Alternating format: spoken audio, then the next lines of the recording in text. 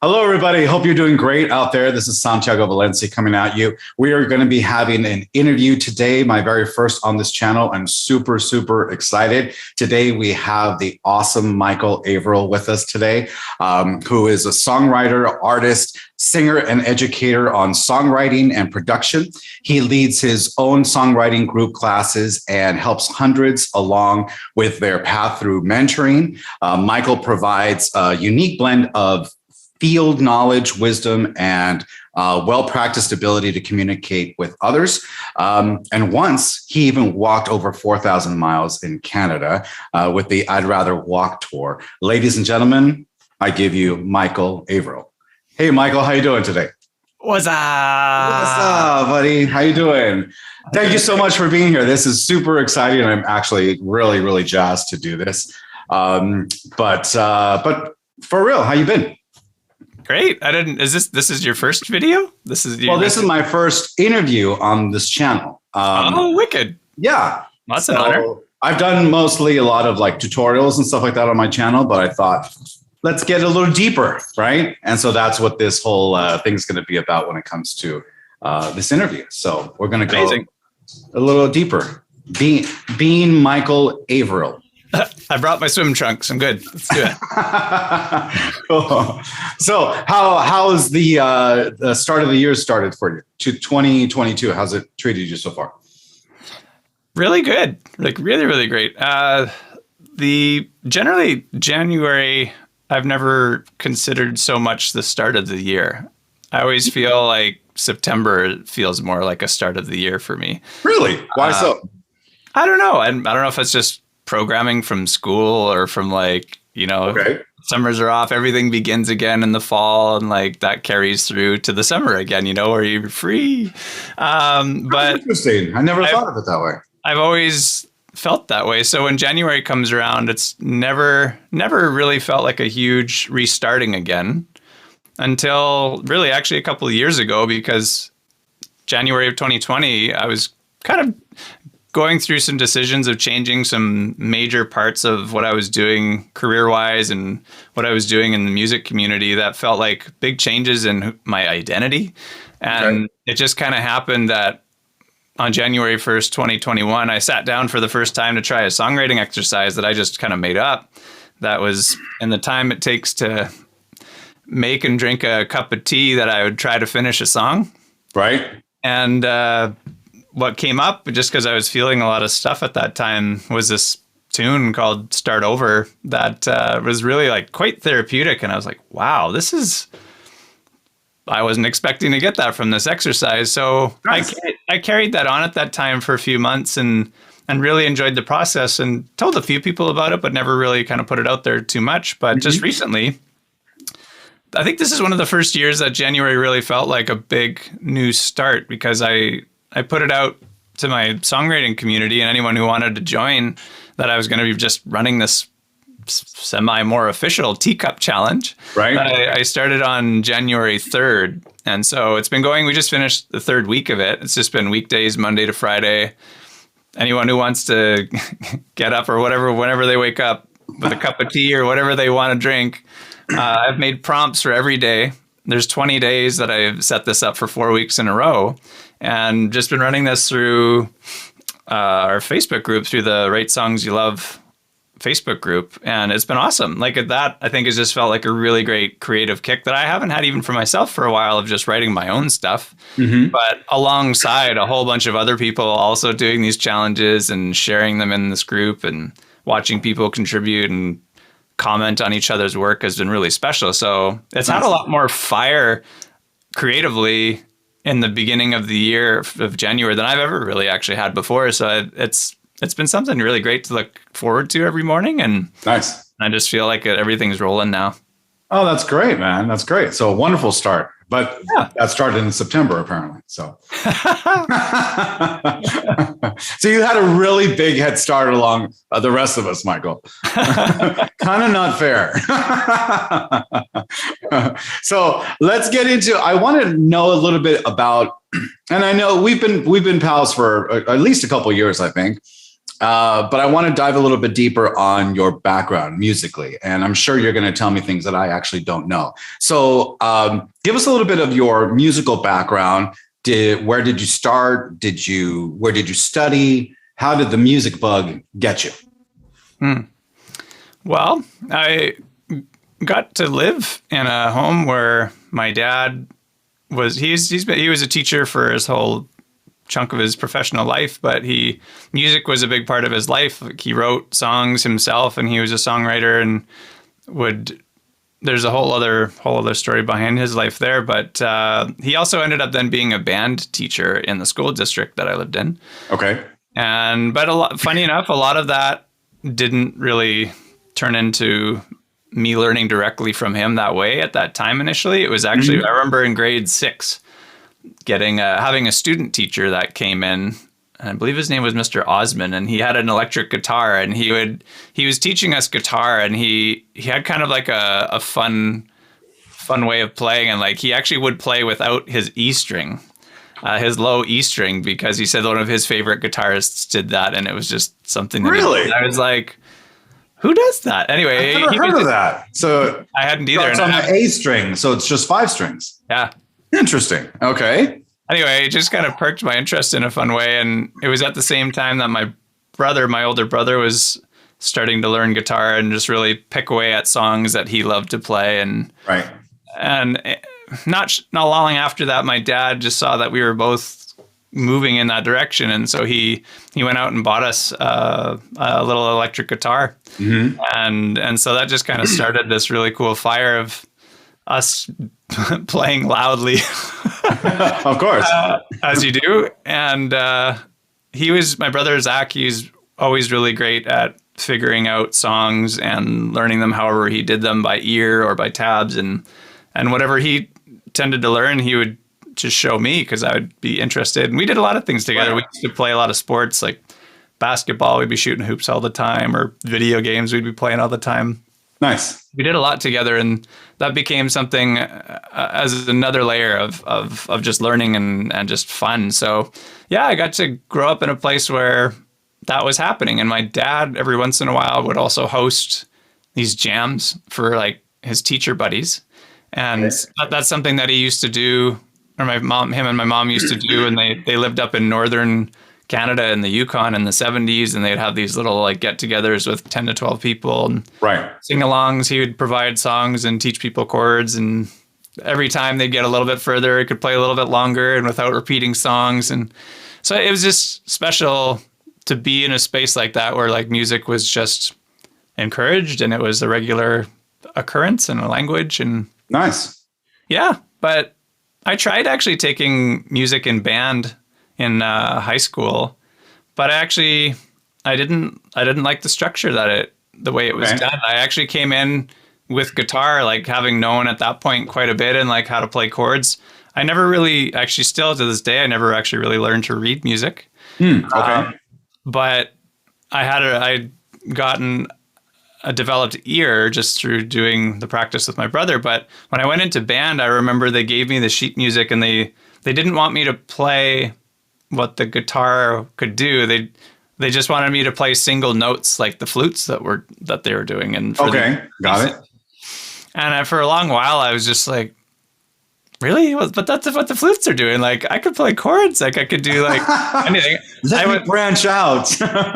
Well, and it wasn't to try to be like a solo-y, flashy person. I've never been. I still am not that person. But I just thought, well, the strumming of this could fill in a whole other pocket. Like, there's this whole other area. Like, why am I here with this instrument, you know? Yeah. So I didn't enjoy it, but actually I did have a victory. I remember we had to play Hound Dog by Elvis at one of the shows, and I've bartered and pleaded, and I was actually allowed to do chords for that song. So that was like the one time in band that I felt like I got to do something that was satisfying and felt like the instrument was for. Right. But I didn't take it further than that. I just like, I think I kind of like it this other way, and made a few friends along the way where we did similar things and we'd show each other songs. But I didn't learn anything of any kind of theoretical value until college, where it's not what I went to college for. I actually went to study human kinetics in the body and health and wellness and exercise. Oh, really? Okay. Yeah. I was trying to decide whether or not to become like a physiotherapist or something in that realm. Because I also used to compete in track and field. Like I was a 400-meter hurdler for many years. And then found music a little bit more by accident in college, just through living in residence in the dorms and having friends that saw my electric guitar and they're like, you should play in the open mics. And me being like, no, I don't do that. I don't play in front of people. I didn't sing at all. I wouldn't sing anything for anybody at that point in time. Right. But peer pressure, enough finally kicked in the second year of college. And I did that. And that was a really special, transformative experience for me, just to play in a little room. It kind of actually reminded me of being at home, the way that my parents would hang out and play music in a very informal.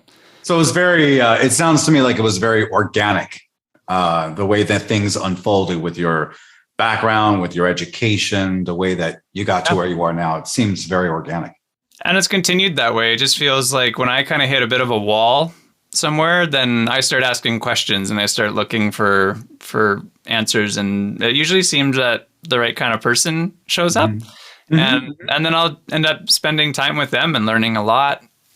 And I've met people from all over the world. Like through college, I met a guy from France who we connected, funny enough, through gypsy jazz, which I only really started playing or getting interested in because I saw Johnny Depp in the movie Chocolat playing. Good movie. Yeah, it's an amazing movie. Good movie. Yeah, I really like that movie. There's this scene where he's playing this wicked song, and it's Django Reinhardt's Minor Swing, which is like a super, super famous song. Right. And anyway, when I met this guy, his name's Mathieu, we sat down to jam, and he's like, what do you want to play? And I just started playing this song, not knowing anything about the background of it. Right. He lost his mind. He's like, how do you know this song? and so he's over in France, or from France, like doing an exchange and teaching French here, but he's a phenomenal guitar player and very versed in that style. And so anyway, we really bonded, and he really helped me learn a lot more about how you can play leads and solos and writing songs, and just like, so that kind of started this really cool trajectory of me just meeting people organically that way and learning something really cool from different people all the way along. And that never stopped. That still happens today. Okay. That's awesome. That is so cool. So I know I've heard a good amount of your songs, and I love your songs, but they're very unique. Right? They're not exactly mainstream, shall we say, right? So in your own words, what would you say is your style of music as a songwriter and even as an artist? Playfully inquisitive. Playfully inquisitive. Good. Nice. That's going to be on your headstone. Playfully inquisitive. Lies here. It's funny that you mentioned the headstone. I actually wrote a song with Nick Felt about that kind of a concept. You know, we sat down to talk about that, to say, like, you know, if you had a tombstone, like, what would you want it to say? Right. You know, that's a big question. So that is a big question. That's a huge question. It's fun to think about that, though. I think that in ways that ties into your question about the genre, or like the style of what I do, is if I had a tombstone and headstone, I would definitely put like, did more than he thought he could and helped others do the same. Beautiful. And like, I think that's always been a goal with music, or I've found with music anyways, to have some really cool conversations that maybe we wouldn't have otherwise, or maybe we wouldn't with people who feel that they don't normally have the community or the language to. Right. Mm-hmm. That a song can unlock that and make that okay. Right. And that, I think, really grew from my time as a personal trainer, like working with people for a great number of years, and like having conversations about motivation and like what they wanted to do. And a lot of the times they hadn't shared that kind of stuff with anybody. Yeah. So it just over a period of time, over many years, you get to see the trends of like, a lot of people are in this situation. A lot of people don't share these kinds of things. And it's a very safe, sacred kind of thing. So it's a very honored and lucky, I think, job to have a role with people in their lives, to be that kind of a person. And Right. and I thought when I left that career, I'm like, well, maybe I could do that more with music. Maybe that's something that we could address some really deep conversations or questions for people, but also to do it in a playful way, because that's also been something for me. I've always enjoyed teachers who can give me information or teach me something in a fun way that is like hilarious, because it's memorable. You know, it's something that also is engaging if it's something you can do versus what you just watch. Right. The learning is higher. I think the retention of that, what you take forward, Yeah. I would is agree. stronger. So that was another quality. I always just kind of saw my music as like trying to make it as much as possible something people could do, Okay. as opposed to just listen to or just and watch. So, and that's what I loved about live performances and watching bands and being out there and seeing artists that really crafted that side of what they did. It wasn't them just sitting on a stool and closing their eyes and disappearing and doing their thing, which is fine. But I just fell in love with artists who brought me into it, who actually like asked my opinion, and that changed the song in the moment. Okay. Or would influence something that they would write later and then share it again and invite participation. So Yeah. I guess that theme has been around in like every aspect of my life, not just music. It's shown up in sports, it's shown up in school, it's shown up in family, and all these different ways. Nice. Now, I know when I hear your songs, well, when I first heard your songs, I thought they were awesome, but very different than what I was expecting to hear. They're very, like you said, playful, inquisitive, but I also felt that they were maybe some of them were like a little quirky, which I loved. And they were just coming out of left field. They really were. So your style of songwriting is a very unique one. I don't really know anyone else that writes songs quite like you do, which is really, really cool. So you definitely have that special quality and special way of looking at things when you're writing your songs. So I think that just shines in all of your songwriting, which is really, really cool. Very, very playful, inquisitive. It's almost like so bright that it's almost has a childlike quality to it. You know, it's just very, very unique. So I really think that you have a great, unique style of your songwriting. So Thanks. Well, that's a lot of my dad's influence. My dad had a very quirky, funny sense of humor and like sarcastic sense of humor sometimes. But he would write songs like that too, like that just had some kind of silly punchline that maybe you didn't see coming sometime. Or there you go. That's a good way to put it. He was also greatly influenced by artists like Shel Silverstein or like Jim Croce. And I love Jim Croce. Randy Newman is a good example. You know, like he's a cool one to look at because his music is still used so much and in recent like Toy Story and like the "You Got a Friend in Me," you know, like that whole thing. Like there's this like playful and quirkiness in the music, but these really great sentimental and relatable messages. Yeah. And just fun, like just they're fun. A lot of fun. Totally. I think that's the other thing I learned when I started performing out is the more lighter stuff, even if it was talking about difficult things, but could be approached in a lighter, goofy way, people appreciated more. Like people wanted to sit longer in that kind of a space, you know, and I learned you kind of had to temper a little bit of like how much of the others darker kind of stuff, or like how much you put people in that kind of a space that you have to see the cycle of what you present, and like how, if you're going to take people into a dark place, how you can bring them out, and can you leave that with them and send them off on their way with feeling hopeful about whatever they can do in their life, or like that idea that, okay, I wouldn't have thought about it like that. You know, like this is a weird ass way to look at this, but I can start thinking about this differently. And I think being able to help people shift their perception changes really like belief systems sometimes. And like, not to say to that's necessarily the goal, but to consider if you're moving forward in life in a positive or healthy way or not. Nice. So let me, I want to ask a little series of questions for you. When it comes to music creation, what is your focus? Is it songwriting? Is it music production? What would you say as an artist is your focus? Well, it's funny now because I feel like I'm operating on three different planes of creative existence now, where it used to just be the one. I used to just be an artist. Whereas now I have an artist side that's been going for a number of years. I've been running workshops and kind of being more of like a convener of songwriter community and support in that way. So and through that now I'm also running a podcast ever since this last summer. Right. And what's the name of your podcast? Write Songs You Love. Write Songs You Love podcast. Yeah. Okay, cool. And then the third is being more actively a producer now. And I have a name for that now, which is in a way largely influenced by a lifestyle of mine, but also a song that I wrote. It's called Mix Match Socks Productions. I love it. I'm going on about, I think it's 21 years now wearing mismatched socks.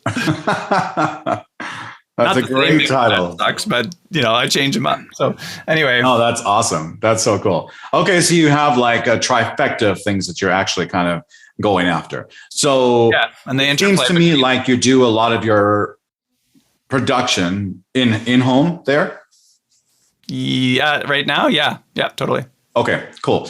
And real quick, what kind of computer do you use? Are you a Mac, PC based? What DAW do you use? Yeah, ever since I kind of got onto Mac, I've loved the usability of it for many things. But I'm on Logic Pro. I've been using that for a lot of years. Cool. It's been great. But so there's and I've just got before 2019, that's what I'm on right now, is a 2019 MacBook Pro. Okay. Yeah. And do you ever use another DAW than Logic, or is it pretty much 100% Logic? 100% Logic. Yeah. I guess before that I would have noodled around with GarageBand a little bit, but actually, funny enough, before all of that, I didn't want to be on a computer because I remember recording with some friends in college, and sometimes like it's just being in the experience of going to record and something going wrong. Or something not really being able to be figured out of like why something wasn't coming through or why something wasn't recording. And it would sometimes be sitting there for an hour, right? Kind of being like, all right, or just hanging and not really getting to record. You kind of lose the steam of the excitement of it. The flow, sure. So I kind of, when I started recording, I didn't want, actually, it was repulsive to computer and DAWs and whatnot. You thought it. Well, I just wanted something I could sit down and record to when I had the idea, like right away. So I found this, I think it was called the Zoom something BR, I think it was BR88. I don't know if that's the right name or not, but it was like a box, like this big, just giant box. Like a multi-track sort of thing. Yeah, multi-track you could hook in. It actually had 8 inputs that you could put in a variety of mics for. Right. But at the time, it also had like an in-house or in-box CD burner. Oh, really? Nice. So yeah, whatever you do on there, it would all be on this box, and it was really fast and easy to do. And then once you were done, you'd pop it out on a CD, and there you go. Like it was a pretty cool one-stop shop that That's cool. I was like, this is great for me. And my dad bought that for me as a gift, and he saw that I was starting to get interested in that. And oh, that's way cool. He ended up being my first person that I ever recorded. That's cool. I remember I used to have one of those Tascam Porta Studios, which you put it on a cassette. I know I'm dating myself a little bit, but it was a cassette, and I think it was 4-track or 8-track. I can't remember, but like an 1/8 inch sort of a cassette thing that you'd have to put like 8 different ones, and you'd have to bounce 2 to 1 so that you can make more room for tracks and stuff like that. It was ridiculous, but yeah, it sounds something similar to that. And on your computer, how many gigs of memory do you work with? This one's got 32. 32. And you find that that's sufficient? It doesn't really bog you down in any way? It's pretty good? Yeah, I remember I was doing a lot of research on it when I decided I was actually going to invest in in decent gear and wanted to make sure I wasn't going to run into any roadblocks. Everyone says often that 16 gig is fine, but like 32 is better. So I thought, yeah, what the heck, just go for it and make sure that it's as strong as could be, or at least at that moment in time. Nice, nice. So let's talk a little bit now about your workflow when it comes to your songwriting, to your music production, right? So generally speaking, are you a person that starts with lyrics, chords, melody idea? What's basically the workflow that you tend to use most when it comes to creating your songs? Well, I'm kind of a weird one, I think, in this question, because I'm always purposely kind of trying different things. Great. Like starting with different aspects, because there's a fun element of being uncomfortable that way, I think, in terms of like it takes you to different places. So I'm always changing it up, but I have noticed that there are trends and patterns. Like if I need to get something done quickly, okay, great, then there's a pathway for me for sure. And that really actually lies in like the story of the song. Okay. So, and once I just sit down and actually craft out, okay, like what is this actual idea? Who's talking about it? Like what is it actually saying? And oftentimes from my performing background, I think about what conversation does this song allow me to start? Mm-hmm. And that gets me excited if it feels like it's something like, oh, this is something that people don't really talk about, or like, this is just a fun moment. This is something that is hilarious. This would be great to do. Then I'll usually get like a line. And the minute I kind of have like one line or one kind of core sentiment of what it's about, it feels like it has rhythm and music to it. Like I'll kind of see it and it just pops out. And then oftentimes then the words and music come together and they kind of help each other, because it's like, okay, that's this beat, boom, boom, boom. I'm like, this feels comfy in my voice. What chords is that even in the range of? And like, let's try this. And then it just kind of unfolds. So yeah, but if I don't know what the story is, then I usually can spin my wheels for a while. And I'm amazed actually, because just watching or just collaborating sometimes with other artists who do the complete opposite. It's like they need a melody first, and they just got to get into the music, and they don't even know what they're singing about, and it's just like da da da da da da, and then they're like, oh, we'll just fill in words and figure out what it's about after the fact, and that's like that's really hard for my brain. At least I've practiced that a lot in the last couple of years to get better at it, because I find a lot of artists that I've worked with, that's their way. So it's good to be pushed in that realm, but it's still not my go-to. I still prefer what happens as a result of knowing what I want to say before I even have any music or anything. Or chords or anything. Okay, cool. Yeah. That's okay. Nice. That's awesome. So you're more story-based in that sense. Okay, cool. So now as a songwriter, do you think it's important to play multiple instruments, or is just one or two enough? And how many instruments do you personally play that come into your songwriting and your music production?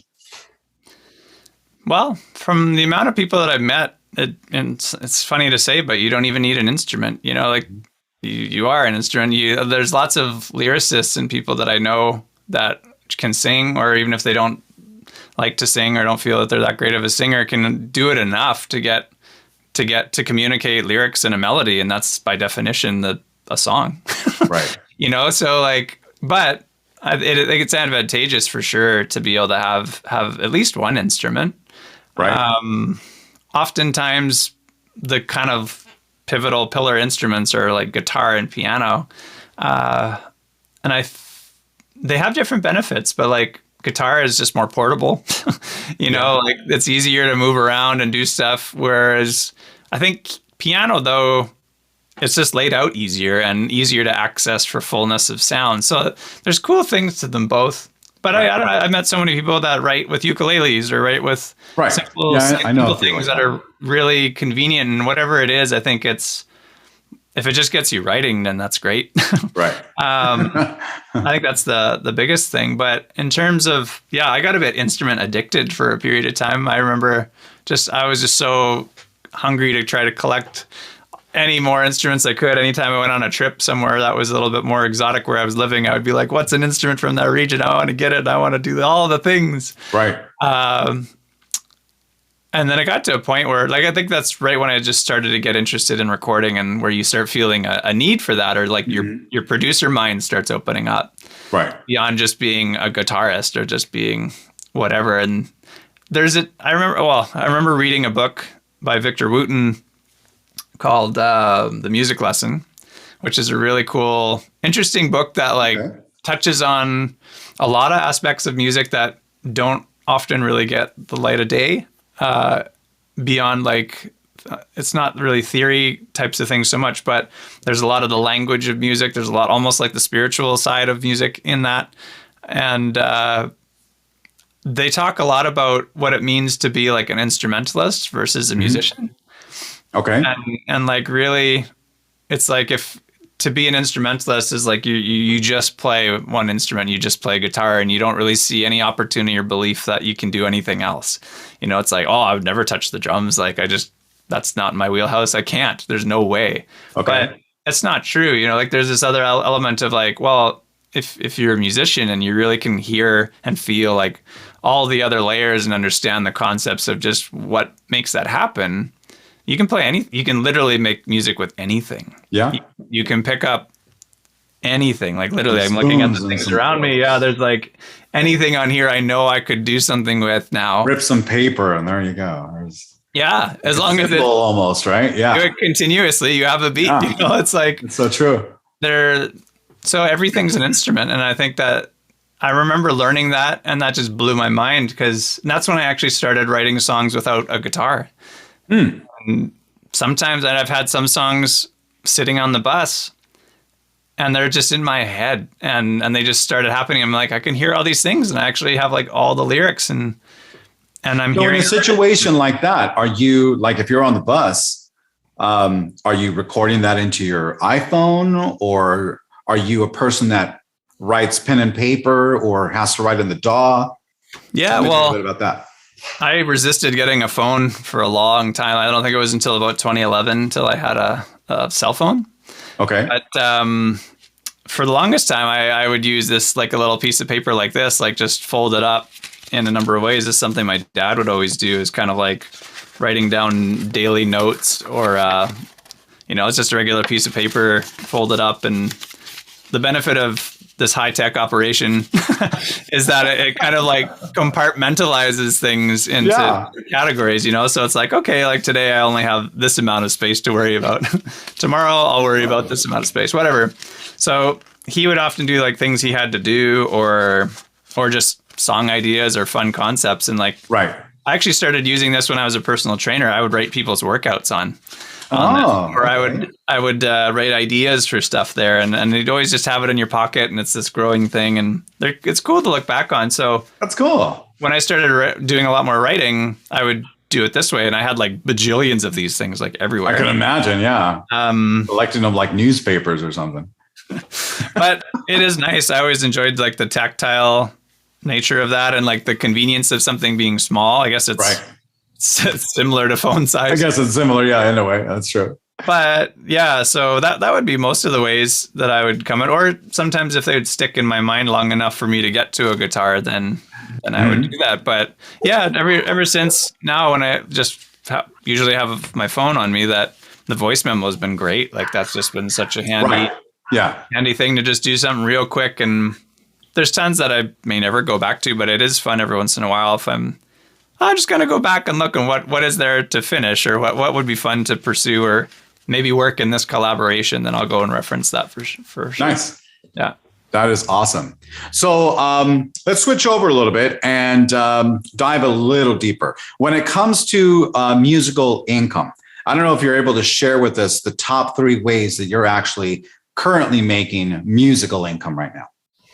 Yeah, well, that totally got flipped on its ass on 2020. Yeah, no joke. Up until then, I had this kind of growing, steady progression of like performance was massive for me. I used to tour a lot. I used to run a lot of events. I would host open mics. I did a lot of different things out and about.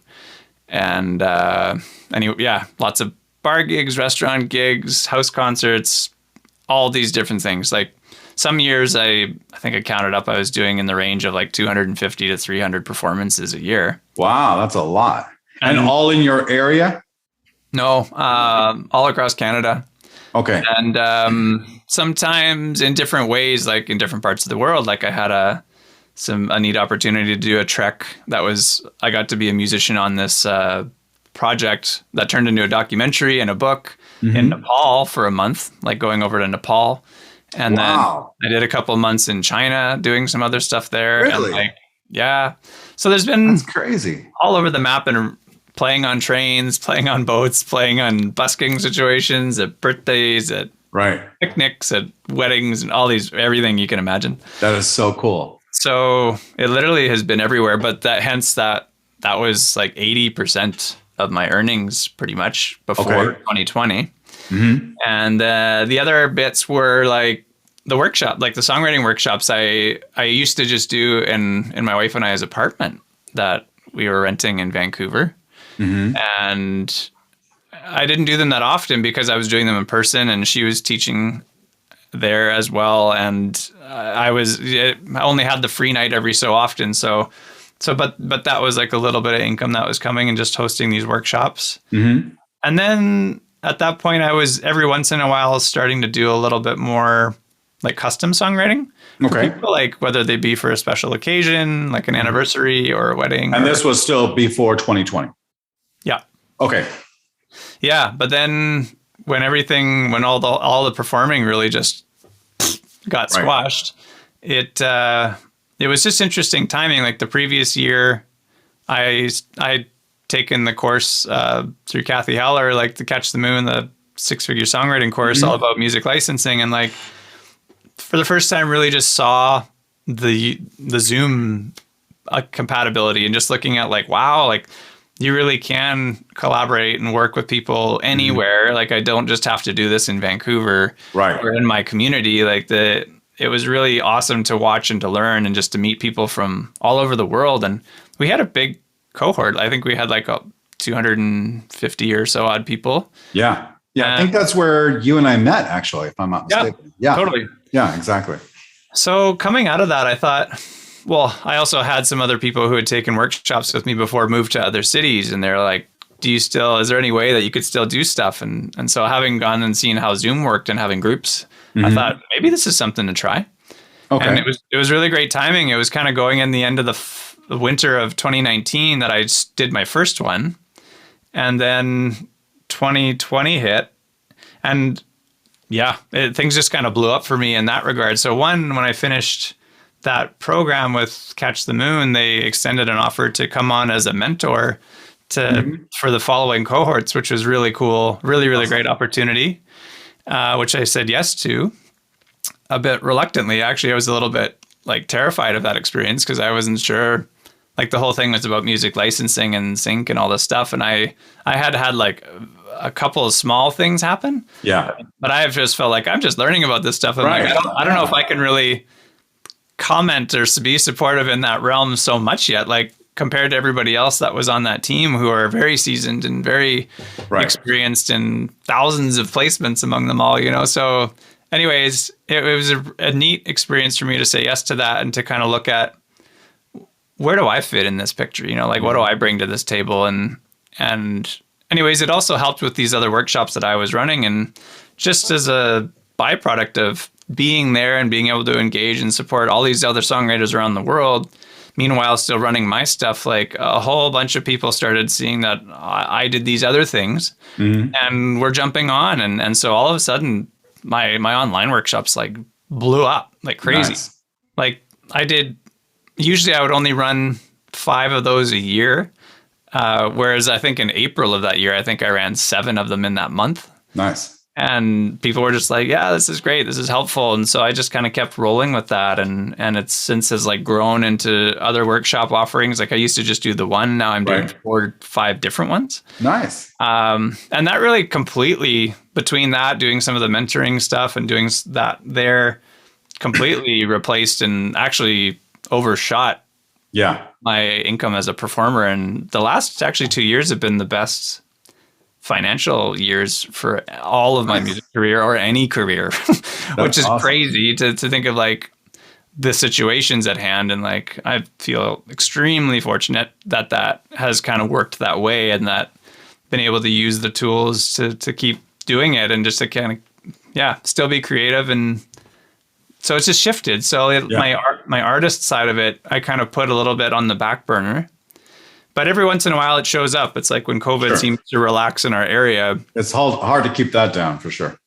Well, it's challenging because I did find out for myself that like I really attached the writing and recording and sharing of new material to when I could go on tour or when I could go and perform it in other places. And when since that's been gone, I've felt it like pangs of like, well, what am I going to release it for? Like, how is this going to have the same impact if I feel I can't do it the way that it feels right for me to do? Okay. So I've been a bit stuck with that. And so anyway, literally actually just past January 1st really fired that up for me again. Cause I actually recorded and released the song I wrote for that first Teacup Challenge a couple of years ago on January 1st. Okay. And it's all about that. It's called Start Over.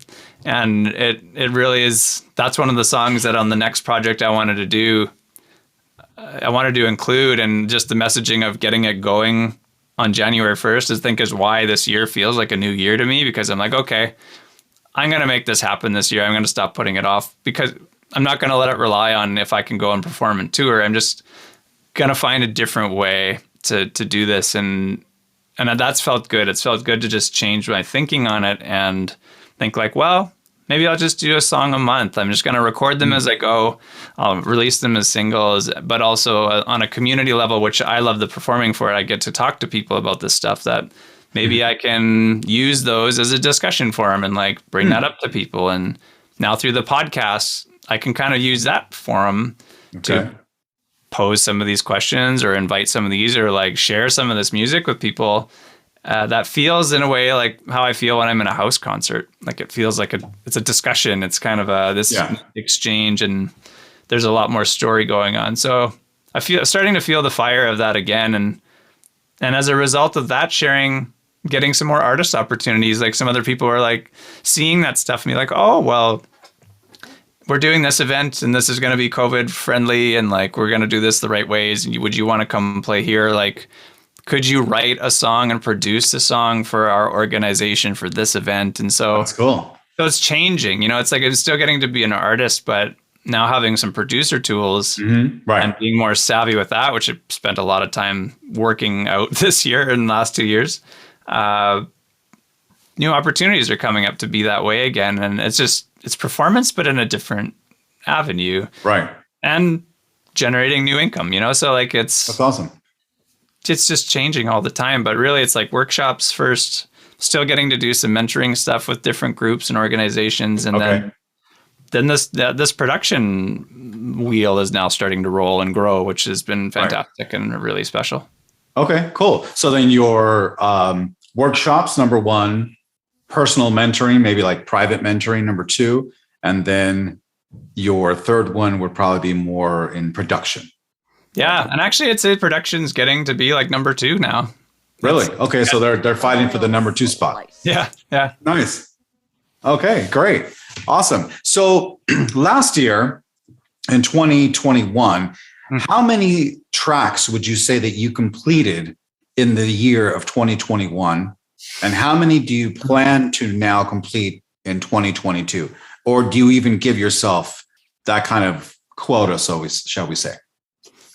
Complete as in like full recordings done, ready to share? Yeah, like when I say a track, it can be anywhere from like an instrumental to a full-fledged song, a jingle. Let's just put them all together for this question. So how many total completed tracks did you do last year? Jeez. That's a great thing to look back on. I don't actually know. There's been, I would say it's at least 40 to 50.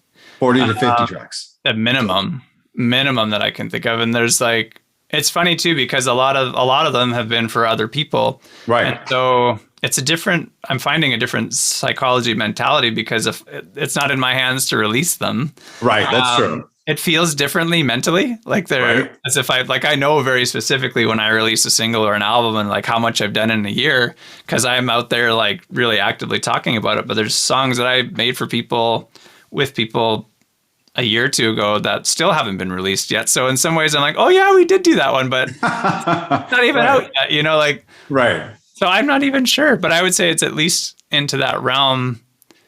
And I guess it's less about a quantity of, like, say, I know some people who was like, I want to write 100 songs this year. Or Right. like, I want to do a song. I want to write and produce a song a week. So Right. at the end of the year, I've got 50 songs I can do. Or I remember a few years ago, I had my headspace in that realm. But now it's kind of more of just like, well, just being more intentional with the kind of stuff I want to work on and like Okay. the kinds of artists that I want to work with, like what the kinds of projects, like some of them I'm working on right now are like really personal albums, like awesome artist Lisa Dunn, working on with her like a 6-song EP that's all songs for like different people in her family, and that's just been really, really special and great to work on. There's an author of a children's book series that I started working with that we did kind of a trial of working a song for her main character to give it like a theme song. Right. And it went really well. That's going to come out in April, but like we've just been in talks and working through that went so well. Let's make some songs for these other characters in this book, which are all about teaching kids just basic early education, numbers and shapes and all these kinds of fun things, but in a fun way, So like those kinds of projects are neat. I always get really behind not just a song to be a pop track or whatever. It's just like, okay, there's something really meaningful for, it seems like now, like the people that I've been working with are people who ask me, they're coming to me with things that are really close to their heart. And I feel good about that for a lot of reasons, because I feel like I've put a lot more focus on putting out that that's what I want to do. And also knowing a lot more people now to refer to, who maybe when someone comes to me for something that isn't in maybe that realm, then I'm like, oh, go see Santiago, or go see this person or that person, or like they'll probably be better for you for what you want to do. Yeah, I completely understand that. Or just last year you did around 40, 50 tracks. So maybe this year you'll theoretically do a little bit more. Maybe you're not giving yourself a number, but how would you look at the upcoming year? Well, it's kind of neat because I know there's a conversation I just had with somebody the other day who I did kind of like a trial song with, who now she's creating a program pilot for what she does with youth, like this whole like activity thing that she does, where she's looking at making a TV show out of it and is making a pilot. So the one song we did together now needs more. Like it needs like at least 5 more songs and maybe some other like filler, jingly or whatever, musical kind of bits. So it's a neat role to have, like part composer and a way part co-songwriter and creation of this world through songs. But yeah, so it's like one project turns into 5 to 10 songs, and like seeing more of that now, like that these one-offs are carrying forward with momentum to become bigger. And so I don't know, like even just like with a few projects I'm working on, there's between 2 people, there's like 20 songs between them. So I don't know. I think that's just kind of neat, is just to focus on doing a really good job on that work and sharing that some of the process and just saying, hey, like this is what's going on. This is the kind of work that's happening. Right. I'm open to more work like this, and taking on as much as I can without exploding. So or imploding. Cool. So piggybacking off of that, you see your career in the next, let's say 2 years, blossoming into more custom sort of stuff, or where do you see your career going in the next year or two? Well, it's neat to look at these different divisions. So I think as the songwriting workshop thing, it still feels, in the community that's been growing through that, feels like the strongest one to put my main focus into.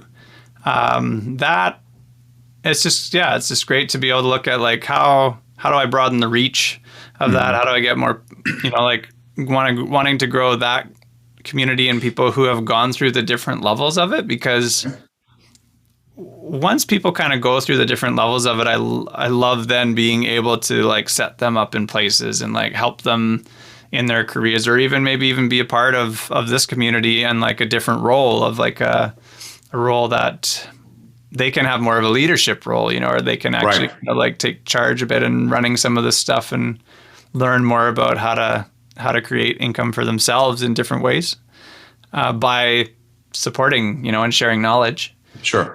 So that's been a big focus of wanting to expand that. And I'm just like, even just being here, it's just nice to be able to like show up and talk to people about that's what I'm doing, like that's an intention of just being more visible and being out and about more of that.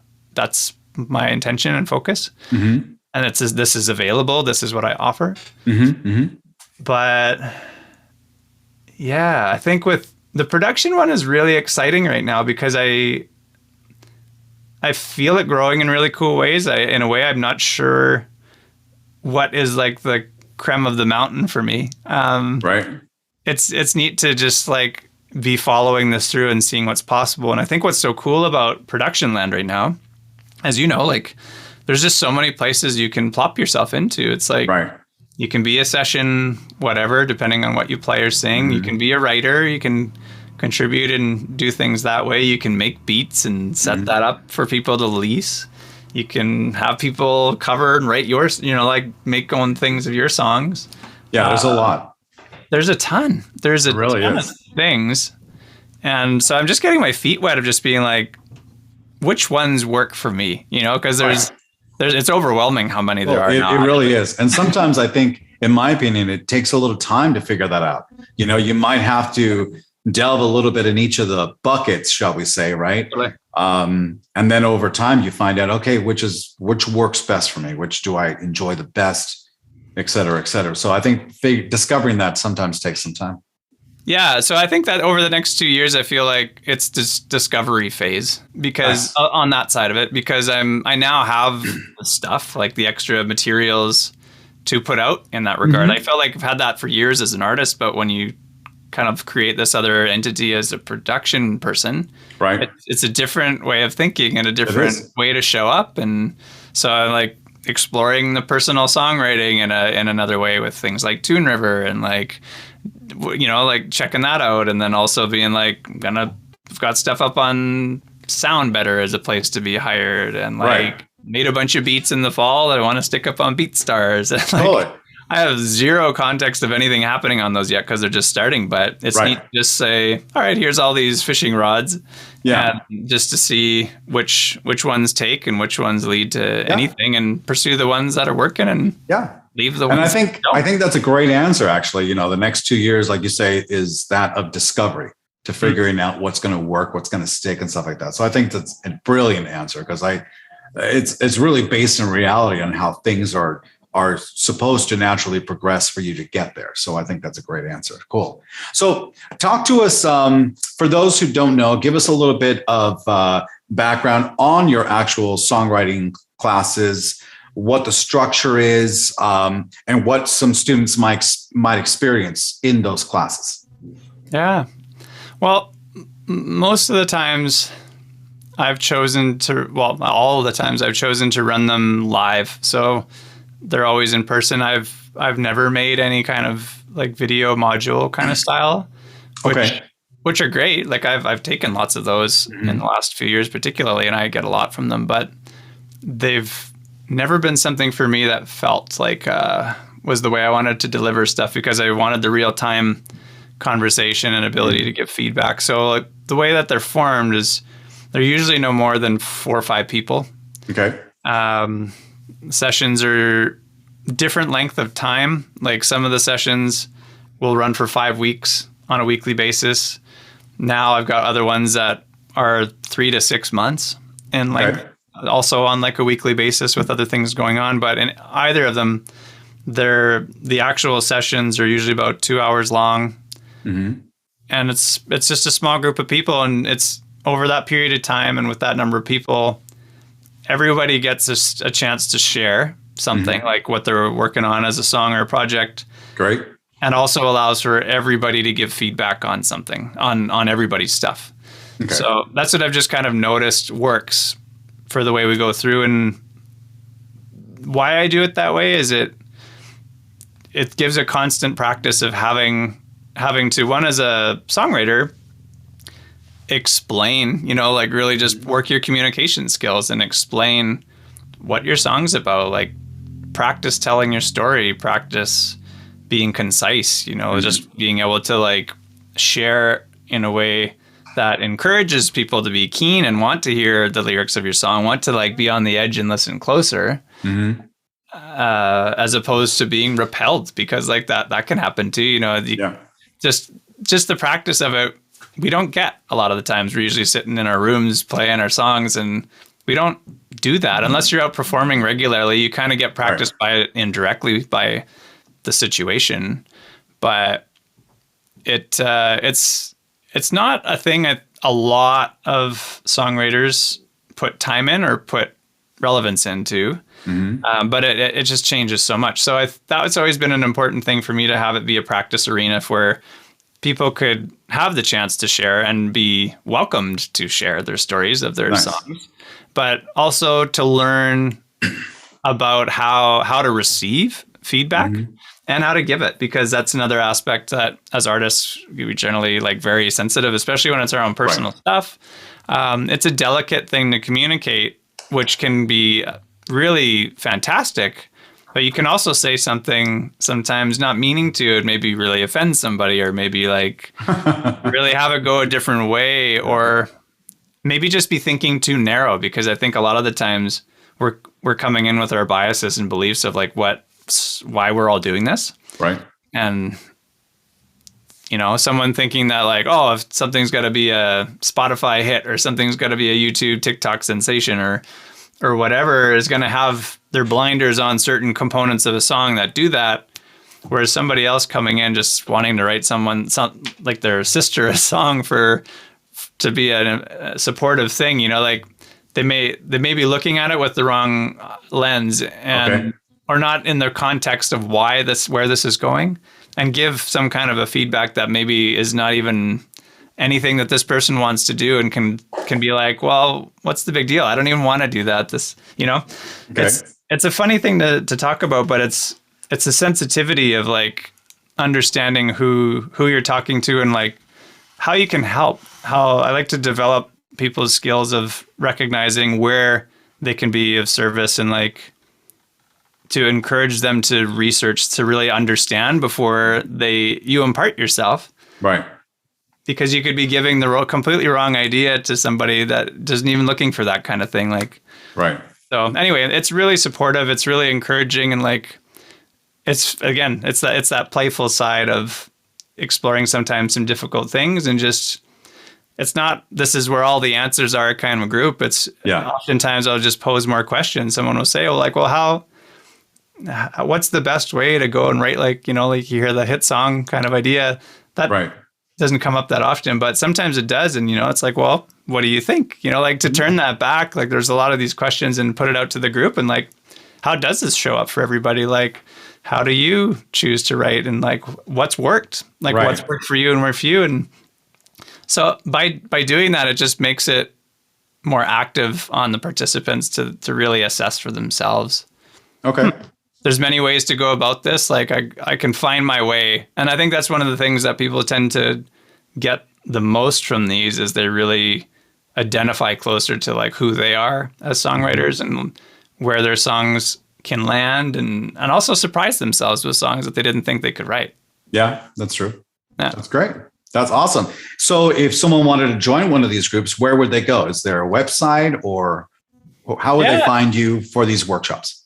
Yeah, I've got a website for it now. It's just writesongsyouLove.com. Okay. And there's a workshop tab for it. So it's usually, that always has the upcoming ones that either you can register for or be on a wait list for. Like some of the ones like the Write Songs You Love program are longer term, and like they don't run as often as some of the other ones. Like I've got another workshop that is more regular in short terms called Finish Your Songs. Okay. So that's literally just as bluntly simple as it sounds. Is it's just we've all got endless amounts of unfinished songs. So Right. it's a place to come and just work out, same kind of group size, but have some accountability and some direction and some other critical eyes around where am I getting stuck with this? Like, how do I take this to the finish line and just, if for nothing else, just to have closure on it so you can move beyond it. But yeah, some of the songwriters in the groups have had songs they brought in that are 10 years old that they've always wanted to finish, but they've just been lingering and it hasn't been able to do it. That they've been able to like put the stamp on and it's gone. And they're like, yes, I can finally move on, or I can use this in this production now. And so that's been really exciting. And actually, that was kind of a surprise. I never really thought about doing that until this last summer, but that's kind of taken off. So those ones are going more often. And actually, after this teacup challenge is over in January, I'm probably going to have a lot more of those available just for people to craft on them. Okay. So writesongsthatyouLove.com, correct? Close. It's writesongsyouLove.com. Oh, sorry. WritesongsyouLove.com. You got it. Okay, great. So we'll go ahead and have that information, the link at the bottom here. Michael, it's been awesome. Thank you so much for all your insight and your, just your point of view on how we approach the creative process in here and doing the music and everything. I actually kind of want to finish this off with a little bit of some quick, fun questions for you, so people get to know you a little bit better. I stole this from the Actor Studio way in the day. So I'm just going to give you some quick questions. And you just give me some quick answers. Okay. All right, here we go. Number 1, your favorite drink. Hot chocolate. Hot chocolate. Good choice. Good choice. All right. Your favorite plugin, one that you probably use on everything. Lately, there's a universal audio plugin called Ocean Way Studio. Okay. Which is like a room modeler for like organic. Yeah, it's really cool what it does. Nice. I used to work at Ocean Way Studios, believe it or not, on Sunset. Oh, wow. Yeah, pretty cool. All right, cool. Your favorite last meal, like without being too morbid, your death row last meal of your life, what would it be? Gyoza. What is that? Gyoza. It's like that's like a pot sticker or like a dumpling, like a Japanese style. Ah, okay. So good. Not familiar with that. I'll have to try that one time. Okay, cool. Now, if you could not do anything creative as a career, no music, no writing or nothing, what do you think you would do? What would you have become? What would I do, or what would I like to do? Well, let's say you couldn't do anything musically or anything like that. Sure. What career would you choose? I'm trying to think what it would be. If I think I would always be a coach of some kind. Okay. I've been a coach for almost 25 years in some different kind of capacity. So I know that it would be in some realm. I actually almost went down the road of being like a high school teacher counselor. Nice. I can see that. Very, very close to going that road, or was close to being a physiotherapist, so like I worked in health and wellness. I think just anything that revolves around people feeling good or just feeling motivated about their life. Something tells me you would be excellent at that for sure. Cool. All right. So your number 1 place that you would go visit on the planet that you haven't been to yet? That's a tie. I would say Ireland and Australia are 2 that are very strongly on my list that I've wanted to. They still come up kind of on even keel. Nice. Very cool. Favorite movie of all time?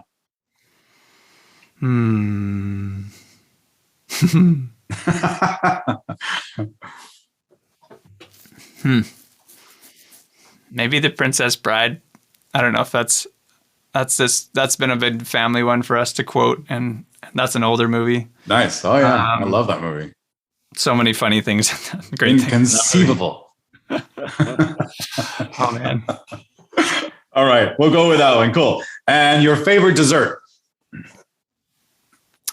Ooh, that's changed over the years. What is my favorite dessert now? It's maybe an unconventional one. I'm a big popcorn fan. Really? As a dessert? As I was saying, it's kind of weird to think about, but maybe kettle corn. How's that? Well, it's not sweet. That's the thing, is it's the savory kind of flavors. Like there's a company here in Canada, I don't know if it's in other parts in the world, but that has like this white cheese. I used to combine this like white cheese and ranch flavor, which is just, I don't know. That's what pops up into my mind. Cool. All right. And lastly, what would your advice be to someone who's starting out, trying to become an artist, music producer, songwriter? What would your one piece of advice be for that person? Be as adaptable as F. Got it. So AAF. Got it. Yeah, there's a new acronym. There's a new one. There are t-shirts in it. AAF. It's not a bad idea. But yeah, I think that's the thing. It actually has less to do with anything to do with songwriting itself, but looking for innovative opportunities. And that's adaptable, like seeing like, oh, I could write a song for this yoga class. Like, okay, that can actually, the company could hire me to do that. Yeah. Or, like I've done that stuff. I've done tons of stuff like that. And it's led down actually really great paths that you don't think, oh, this isn't a normal way we'd go, but I actually earned more income. And that's as if it's a career thing, but like I've earned more than that than doing like 15 of these gigs. Interesting. In like 2 hours of work here or 30 hours of work here, it's like, just be open to like, you don't have to slog, like that amount of time. It's helpful in your skill building, but there's also better ways of being able to work efficiently and smarter and still love what you do. All right. AAF, be adaptable as F. Got it. I love it. I really love it. Okay, cool. Michael, thank you so much. It's been a pleasure. It's always great to talk to you. You too. I really, really appreciate your time. Okay. Yeah, thank you so much. Until next time. Sounds Take good. care. Bye-bye.